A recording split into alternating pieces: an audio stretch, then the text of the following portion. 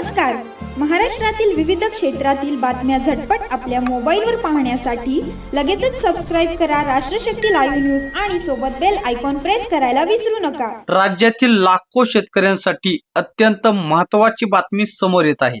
विधानसभा निवडणुकीदरम्यान महायुती सरकारने शेतकरी कर्जमाफीचे मोठे आश्वासन दिले होते. मुख्यमंत्री देवेंद्र फडणवीस यांनी जून महिन्यापर्यंत कर्जमाफी जाहीर होईल असे संकेतही दिले होते. मात्र आता या निर्णयाला विधान परिषद निवडणुकीच्या आचारसंहितेचा अडथळा निर्माण झाल्याची माहिती समोर येत आहे. राज्यात सोमवारपासून विधान परिषद निवडणुकीची आचारसंहिता लागू होणार आहे. निवडणूक बिनविरोध न झाल्यास ही आचारसंहिता 25 जून पर्यंत लागू राहू शकते. त्यामुळे सरकारकडून घेतले जाणारे मोठे निर्णय तात्पुरते थांबवण्याची शक्यता व्यक्त केली जात आहे. सूत्रांच्या माहितीनुसार सहकार मंत्रालयाने शेतकरी कर्जमाफीचा प्रस्ताव तयार ठेवला होता. राज्यातील तब्बल 35 ते 40 लाख शेतकऱ्यांना या योजनेचा लाभ मिळू शकतो. सरकारवर जवळपास 27,000 कोटी रुपयाचा आर्थिक भार पडणार असल्याचे सांगितले जात आहे.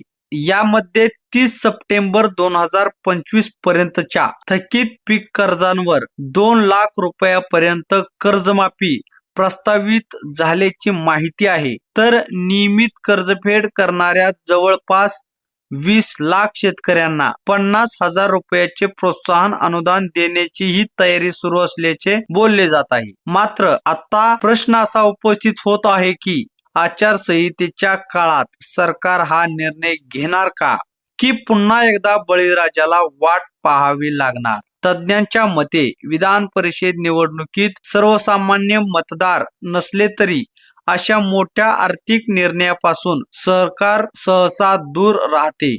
त्यामुळे आचारसंहिता संपल्यानंतरच मंत्रिमंडळात अंतिम निर्णय होण्याची शक्यता वर्तवली जात आहे.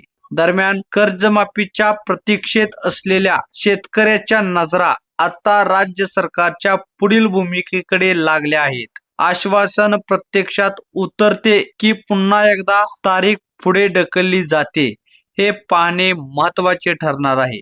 कर्जमाफीच्या या मुद्द्यावर तुमचं मत काय? सरकारने तातडीने निर्णय घ्यावा का? कमेंट करून नक्की सांगा.